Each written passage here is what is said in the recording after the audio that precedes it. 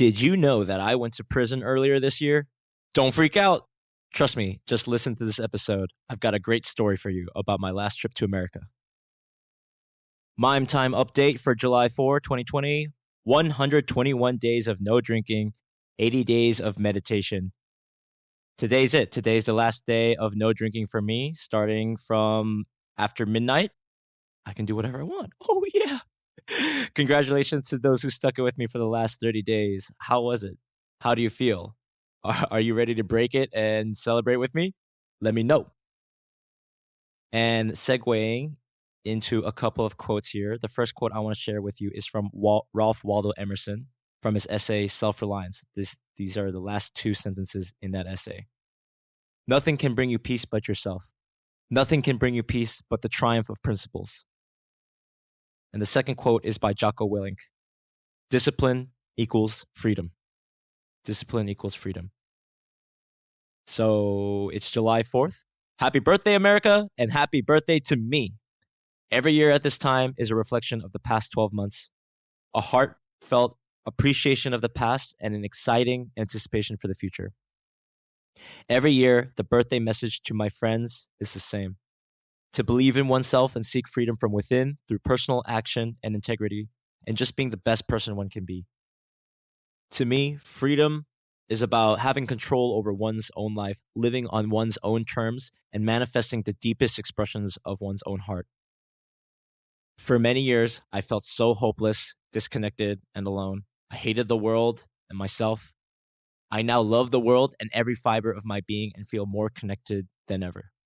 I want you to feel that love, that peace, that joy as much as I do. My desire is to share that deep joy with as many people as I can, day in and day out. To whoever is listening to this, I hope you find your freedom, whatever that means to you. Thank you so much for listening, and if you got something out of this episode, please share it from a friend who you think would get something out of it. You know what time it is.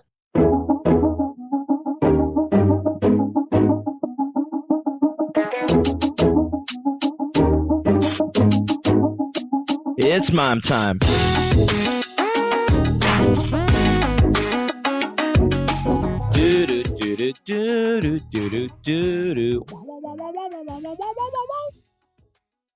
Shout out to my boy Auntie for making this dope beat, the MAIM time theme song. I can't thank you enough for making this dope track for me. Anyways, let's get into it. Today, I'm talking about that time I went to prison for someone's birthday, aka what a day in prison taught me about freedom. So I've got a great story for you all. Back in 2018, a good friend of mine introduced me to the Jordan Harbinger Show when it won the Best of Apple Podcast Award for that year. Jordan Harbinger has become one of my favorite podcasters whose content changed my life in a big way, with awesome guests like James Clear, who wrote Atomic Habits. That was a life-changing book for me. I highly recommend that if you haven't read it before. Jordan was a big inspiration in me starting my own podcast. So I had been subscribing to his email newsletter, and last year he sent out an email inviting listeners to join him for his 40th birthday this year, 2020, in Reno, Nevada. On his birthday, we would all volunteer at a maximum security prison in California under a program called Hustle 2.0, an education program where volunteers help incarcerated men get a second chance at life. The total cost of attending the volunteer program, staying 2 nights at the resort where everyone was staying, and the plane ticket was over a couple $1,000s in total. I won't lie, to me, that was and still is like a lot of money. That's a lot of money to me. But I remembered I would totally regret not going. Jordan Harbinger's 40th birthday literally only comes once in a lifetime. I guess just like anyone else's 40th birthday.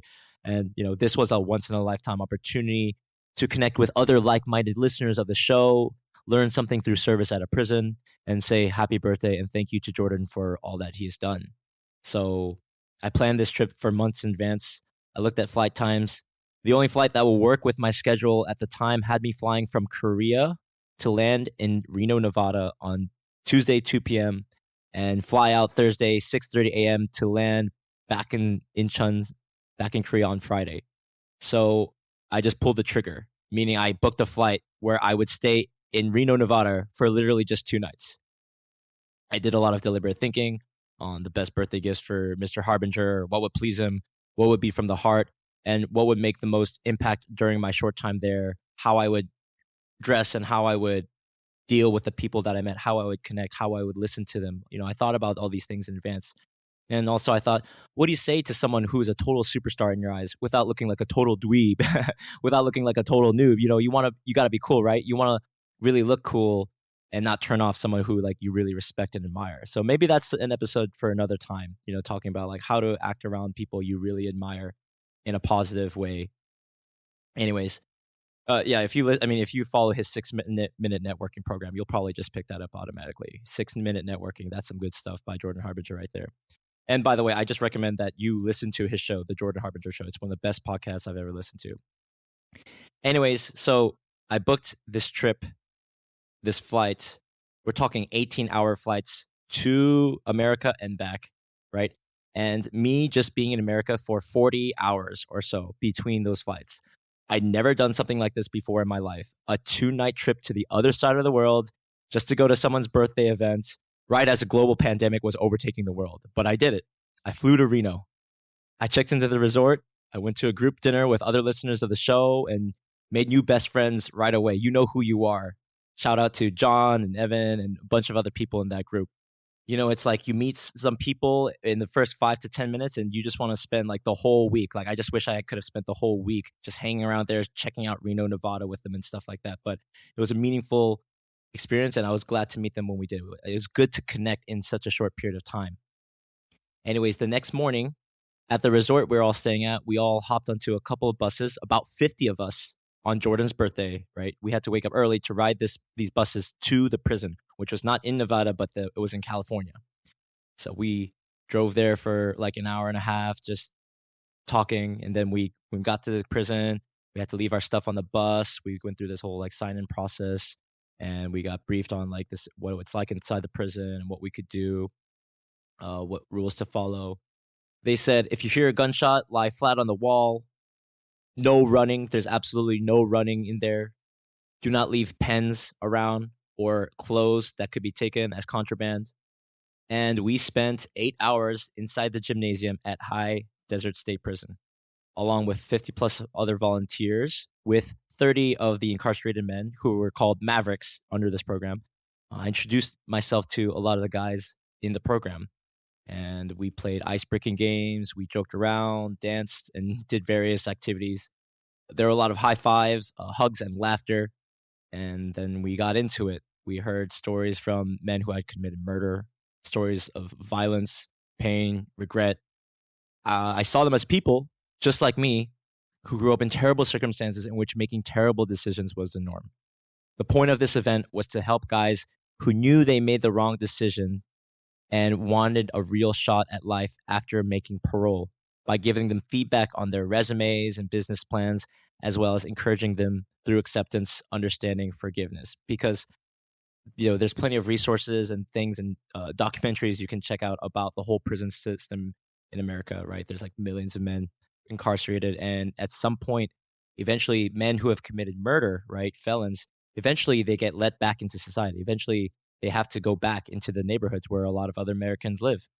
And so if there's a system and a society that really judges and really penalizes men, makes them hardened criminals more so in the system, and then when they go out, they can't get a job because of their criminal record, right? It's kind of like a vicious cycle where they eventually are turning back to where they eventually go back to their old ways and, they commit another crime, right? Recidivism is high, except in this program. This program has a 95% non-recidivism rate. So most of the men who go through this program end up not going back to prison, which is pretty amazing. Again, this program is called Hustle 2.0. If you have the time and the resources to go do it, I highly recommend it. It was the most humbling experience of my life, aside from that time a Russian boxer almost broke my nose in a boxing ring on Christmas Eve in Koh Phi Phi Island in Thailand. But that's a story for a different time. It was a very humbling and transformative event. One huge takeaway from the experience of meeting incarcerated men and just talking with them, listening to their stories, is just realizing they're just people. They're really just people, just dudes who grew up in rough situations. If I grew up in abusive environments, with people, adults around me who are selling drugs or committing robberies or doing other things, and I thought that was normal, then I would be doing the same thing. Have you ever been so upset or angry with someone that you wanted to kill them? Well, then what if you didn't have the emotional self-control or the discipline, or what if you were just in a really bad place of mind and you actually did something that bad? Like you really made a terrible decision, or maybe you even just shot a few bullets at a car at a rival gang, and then you got, sentenced to prison for life because of attempted murder, right? And you were just like maybe doing what you thought was cool, or you were just doing what your older gang brother told you to do, right? And then you're punished for the rest of your life because of some stupid mistake that you did. But if maybe anyone else was in your shoes, like they could have been in a similar situation. You know what I mean? And there are many things to talk about and share and elaborate during the discussion. Like, for one, Catherine Hoke, the person who founded Hustle 2.0. God bless you, Catherine, if you're listening to this. Thank you so much. I can't describe how amazing it is what you do. Sometimes people need a timeout. And going to prison, I actually appreciated that these institutions are there, right? Even though they're not perfect, and there's this whole prison industrial complex, that's a whole issue, right? But it actually does make sense for there to be correctional facilities in a society. The issue is when they're not really correctional facilities or penitentiaries that actually cause people who go there to become penitent, to become reformed. When it becomes that people are just get worse and worse and they become more violent, in this internal system, that's a big problem. And there's plenty of resources and materials out there you can find on the internet where people speak a lot more eloquently on the subject, but it's a really big deal. Because if you care about people at all, and then you meet these men who've committed terrible crimes in the past, these incarcerated men who they see what they did was wrong and they want a second chance in life. Like they wish they couldn't have done it. They've changed during their time in prison, some of them. And I hope I'm not sounding patronizing at all, because I have the deepest respect for these kinds of men. I'm not perfect. I don't think I'm better than any of these men. I just think I'm luckier. It's kind of really messed up. Like, I think the whole program is completely valuable, and Catherine Hoke and the people involved with the program are the salt of the earth, but it's kind of also kind of messed up. And it's like we come from a place of privilege, those of us who are fortunate enough to have the time and the money to attend this event, to go help out incarcerated men. So we're on opposite sides of the fence, literally. For us coming there, it's like a field trip. We get so much out of it. It's really selfish of us all, actually, especially for me, to go there and to want to get something out of it. And for the men there, what they get out of it is like they have people from the outside world, from the free world, to come inside, and so they can feel just normal for a day, so they can interact people with the outside world and just feel more human. So the saddest thing for us was the end, when we say goodbye. We walked away out of that gymnasium, and I felt very sad for the men who had to stay inside the prison. Us volunteers had the freedom to go to the prison, spend that time with them, be enriched, and then we had the freedom to go leave the prison and go on with our lives, right? But they had to stay. And so sometimes I think about that. Sometimes, like when I'm doing some menial task or running an errand, going to the bank or doing groceries, I realize like I get to do this. Like I get to go to the bank. I get to go to the groceries. I get to ride the bus. I get to do the dishes. I get to do the laundry. I get to clean my bathroom. And it's my bathroom, which I can use in complete privacy. There's nobody looking at me, I think, when I use the bathroom. Just simple things we all take for granted every single day, that I take for granted every single day. Sometimes these moments come, even just now talking to you about it, to think about those men that are still there in the same places for years on end. I walked away feeling sad for like the whole mess America is in with the prison and justice system. And at the same time, I was very happy and grateful to be alive, walking away from High Desert State Prison. And I realized the only thing that has been holding me back is myself, my limiting beliefs, my choices. As long as I'm not in prison, as in I have literal physical freedom, I'm actually free to do whatever it is I want to do. I have so much to offer the world, and I have full intention to realize my maximum potential. So after we went back to the resorts and we had dinner and drinks, we celebrated Jordan's birthday. And when Jordan had a moment, I expressed my gratitude with the most thoughtful gifts I could bring. And then we hung out all night having awesome conversations. until I flew out in the morning to go back to Korea. I didn't sleep. We were just like having a great time. Just like about 5 of us at the end, as people went to go sleep. We were just up all night until I had to go literally, get my bag and go straight to the airport, go back to Korea. And out of the 50 plus people who gathered in Reno for Jordan's birthday, I was the only one who flew all the way from the other side of the world for this occasion because this meant that much to me. And I don't know anyone else in my circles who would go to these lengths to do the things that I did, to make a lasting impression, to make these deep, lasting connections, to have a positive effect on those around me, and going at any given task with an earnest enthusiasm for life. In this short trip for 2 nights, I learned I have all the freedom and drive to accomplish whatever I need to do in life. I deepen in gratitude and appreciation for my life in this world of opportunities I have access to and my physical liberty. I made a deep, lasting first impression on those I met, and I made new friends for life. I got to meet my favorite podcaster who inspired me so much to start my own podcast and say happy birthday to him. Jordan, if you're listening to this, I can't thank you enough, man. I love you so much. Thank you so much for this amazing opportunity. It really changed my life. I can't describe what that means to me. Thank you so much for having this awesome event, inviting your listeners, and all the things you do for everyone who listens to your show, which is helping mankind advance towards further personal liberty worldwide. And I want to reiterate, from time to time, maybe I'm on the bus or hanging out with friends or going to the bank or grocery store, I remember those incarcerated men in a desert in California on the other side of the world, stuck in prison. They cannot leave. Many of them have been there for years, and some of them will stay for many more years in a shoebox. You can look up what that is. But me, selfishly, gratefully, I have freedom. And I have nothing to complain about. And I have nothing holding myself back. I'm so fortunate to be alive and to not have my movement restrained because of terrible decisions I made in the past. If that's the case, then I have absolutely nothing stopping me. Nothing but myself. Nothing but the mental prison that is my own mind. It's my birthday, July 4. I can celebrate life, freedom, self-actualization, seeking personal financial independence, the freedom to live my life on my own terms, to discover and execute on the things that are most meaningful to me. If you're listening to this, there's a good chance that applies to you as well. The greatest prison is in our own minds. Humanity is shackled by its past.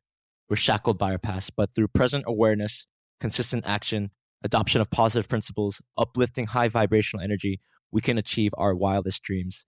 Because the life I live today is a realization of my ancestors' wildest dreams.